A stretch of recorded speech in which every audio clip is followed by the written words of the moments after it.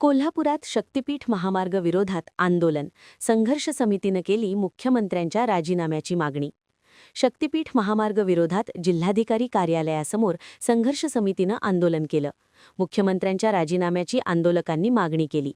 शक्तीपीठ महामार्ग विरोधात व परभणीमधील मोजणीवेळी झालेल्या शेतकरी अत्याचाराच्या विरोधात कोल्हापूर जिल्हाधिकारी कार्यालयासमोर शक्तीपीठ विरोधी संघर्ष समितीच्या वतीनं आंदोलन करण्यात आलं.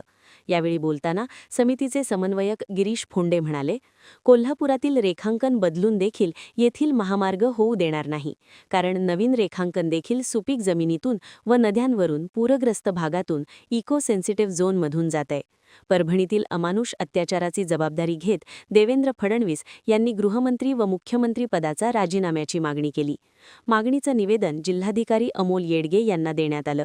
या आंदोलनात शिवाजी मगदूम, सुदर्शन खोत, शिवाजी कांबळे, प्रकाश पाटील, सम्राट मोरे, शशिकांत चुयेकर, जे.एन. पाटील, प्रकाश पाटील, कृष्णात पाटील, विनायक घोरपडे, आनंदा पाटील, तानाजी भोसले, दिनकर सूर्यवंशी, राजगोंडा पाटील, नितीन मगदूम, मारुती नलवडे, प्रवीण कांबळे यांच्यासह अन्य संघटनांचे कार्यकर्ते आंदोलनात सहभागी झाले होते. महान कार्य न्यूजसाठी सुभाष गायकवाड, कोल्हापूर.